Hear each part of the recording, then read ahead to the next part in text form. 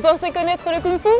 C'est ce qu'on va voir. Coucou tout le monde, c'est Aloué et aujourd'hui on est au Palais des Sports de Vaux-en-Velin pour vous faire découvrir les coulisses d'une compétition de Kung Fu. Allez, on y va, c'est parti!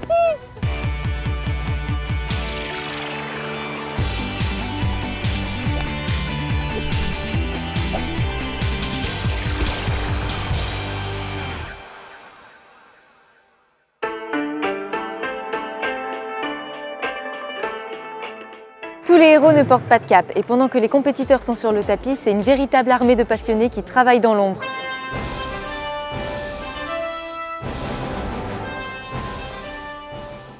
Alors, est-ce que vous êtes prêts pour l'événement? On est archi prêts, on est très contents. On a 250 participants cette année, un record fédéral.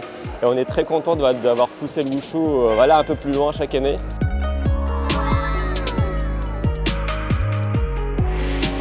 La compétition se lance avec le défilé des arbitres qui vont juger les performances de nos compétiteurs pendant 2 jours.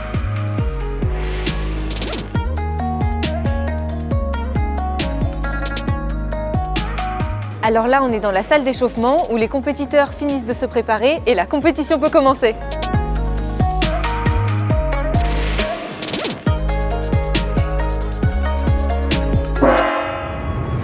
Ça y est, la compétition est lancée. À ma gauche, le tapis de Sanda où les compétiteurs vont s'affronter à la force de leurs poings. À ma droite, le tapis de Taolu avec des enchaînements chorégraphiés. Les juges sont prêts à noter. Le public est en délire.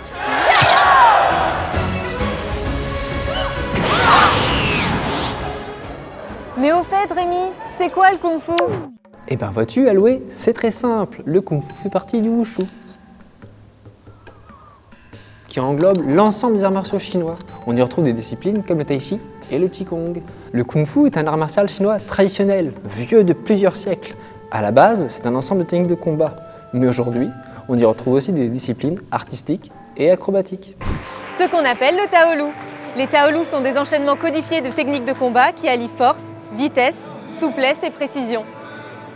Alors, est-ce que tu peux m'expliquer brièvement ce qu'est le Taolu? Le Taolu, c'est une présentation des arts martiaux chinois, donc plus communément appelé Wushu. Et l'idée, c'est de passer soit en main nue, soit avec une arme. Donc là, par exemple, il y a de l'épée derrière moi, il peut y avoir du sabre ou des armes plus longues. Donc là, ça ne va pas être un combat avec quelqu'un en réel, mais plutôt en imaginaire. Et aujourd'hui, le côté sportif fait qu'on a des acrobaties qui sont plus intégrées et un côté un peu plus spectaculaire. Qu'est-ce qui te plaît dans le Wushu? Tellement de choses, la créativité, la manière de bouger son corps, qui en fait c'est tout simplement dans tous les sens et de toutes les manières possibles. Que c'est un art martial à l'origine de beaucoup d'autres et donc passionnant de par sa diversité de styles. Perso, moi ce que j'aime bien c'est tout ce côté athlétique, donc je pense que ça peut plaire à pas mal de monde. Et les beaux mouvements, je pense que ça peut aussi enchanter plusieurs personnes, étant donné que j'imagine qu'il y en a pas mal qui sont fans quand même de films de Kung Fu en général, donc voilà. Mais c'est aussi les tenues. Oui, Rémi, on a compris. Ici, pas de kimono. En Wushu, les athlètes portent des tenues colorées et brodées inspirées des costumes traditionnels chinois. Mais elles ne sont pas juste esthétiques. Elles permettent une grande liberté de mouvement pour exécuter les techniques avec fluidité et explosivité.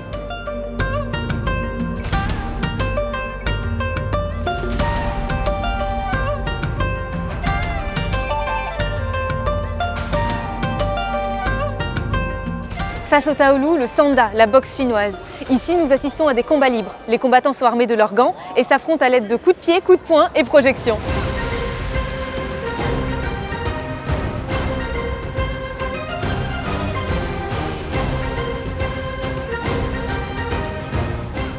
Et alors, qu'est-ce qu'on en pense de cette performance? Je reprends un peu mon souffle, mais je suis là, j'arrive. Qu'est-ce qui vous plaît dans le Sanda? C'est un art qui est très complet. Du coup, projection, pied-point et plein de stratégies aussi à mettre en place, donc je trouve ça trop intéressant. Là, pareil, je suis d'accord avec elle sur le fait que ce soit hyper complet, avec les projections, ça sera super cool. Et il y a beaucoup d'affrontements, de contacts et tout, donc ça, j'aime bien, ça fait un peu la bagarre. Et l'effet plateforme, on a l'impression d'être en hauteur, on est surélevé. Vous êtes amis normalement dans la vraie vie. Qu'est-ce que ça vous fait de vous affronter comme ça, de vous retrouver face à face? C'était complètement bizarre. Je pensais pas que ça allait arriver un jour parce que 2 catégories différentes. On est partis en Europe ensemble et tout, donc ça faisait. Ouais, on est la même équipe et tout. Ça fait bizarre après quand on monte sur le tapis. Je pense qu'on est toutes les deux, on était focus, donc on fait le taf après. Mais c'est sûr que dans les couloirs, quand on se croisait, on était en mode je te vois pas. Les arbitres, les juges de ligne, ont des scorings manuels, ils ont des compteurs, ils notent leur appréciation par rapport à leur champ de vision et ensuite, à la fin des rounds, l'arbitre, le chef de table demande la décision et c'est au drapeau, bleu ou rouge, on compte les drapeaux et par rapport à la majorité de la couleur bleu ou rouge, on désigne le vainqueur du round et ensuite le vainqueur du combat. Mais le championnat ne se vit pas seulement sur place, il est aussi suivi en ligne, car pour la première fois, l'événement est diffusé et des experts commandent les performances en direct. Partout on a de la demande, les familles nous demandent est-ce qu'on pourra vous regarder quelque part ? Là, de pouvoir répondre oui, c'est trop bien. En direct, sur les réseaux, profiter justement de l'effervescence des réseaux sociaux qu'il n'y avait pas forcément il y a quelques années.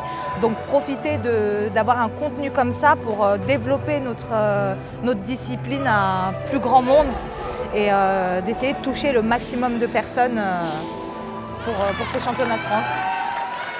Qu'est-ce que ça fait en tant que maman et en tant que coach de les voir comme ça évoluer ? Ça fait toujours beaucoup d'émulsions, beaucoup de montée d'adrénaline, ça fourmille dans les gradins, donc c'est vraiment chouette.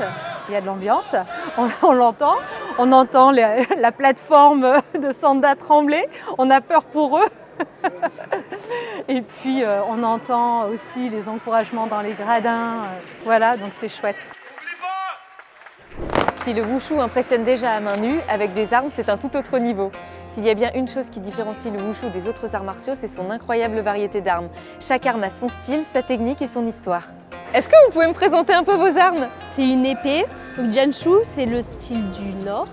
Donc elle est dans un fourreau, mais sinon il y a une lame aussi. Contrairement au sabre, elle coupe des deux côtés et elle est pique, comme les sabres, mais censée couper des deux côtés. Après ça, c'est des armes de compétition, donc elles sont flexibles pour pouvoir montrer les sorties de force.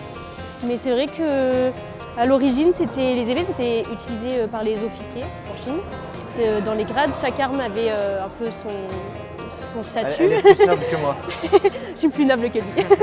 Mais non, du coup, ça se tient à une main. Et puis c'est vrai qu'on a tendance à la représenter avec l'autre main à deux doigts parce que ça fait deux doigts comme ça. Donc comme c'est le prolongement de notre corps, on a tendance à la représenter comme ça. Donc voilà. Ceci est un Nandao, donc sabre du sud. Le Nandao il a la particularité de pouvoir se tenir à deux mains. C'est vrai que par rapport aux autres gardes, c'est plus long pour justement pouvoir tenir à deux mains. C'est aussi la particularité d'avoir cette garde un peu atypique qui permet en fait de le tenir à l'envers.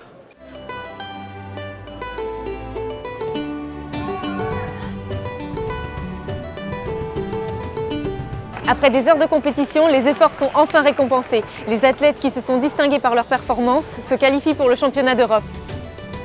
Alors comment tu as vécu cette compétition ? Ça va, très bien. J'étais avec mon club. On a tous remporté la médaille d'or. Du coup, ça, c'était cool. Et c'est quoi la suite pour toi du coup ? Espérons que l'équipe de France arrive et après aller au plus haut possible.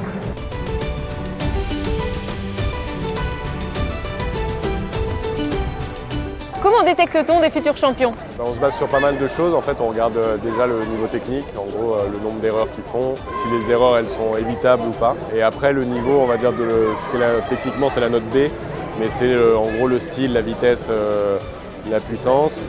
Donc ça c'est la première chose. Et le deuxième truc c'est je compare aussi par rapport à ce que j'ai en mémoire de leur performance les années précédentes et de savoir dans quelle évolution ils sont. Est-ce qu'ils ont un peu progressé, beaucoup progressé, régressé, ça peut arriver, même si c'est très rare que ça régresse, mais en gros, est-ce qu'ils stagnent ou est-ce qu'ils sont plutôt sur une phase de progression ? Comment se passe le haut niveau en wushu ? La base de l'entraînement, c'est dans les clubs. Et après, ils ont plusieurs regroupements, souvent à l'approche des compétitions. Dans un premier temps, en général, c'est pour faire la sélection. Et après, dans un deuxième temps, de faire un entraînement spécifique en vue des échéances.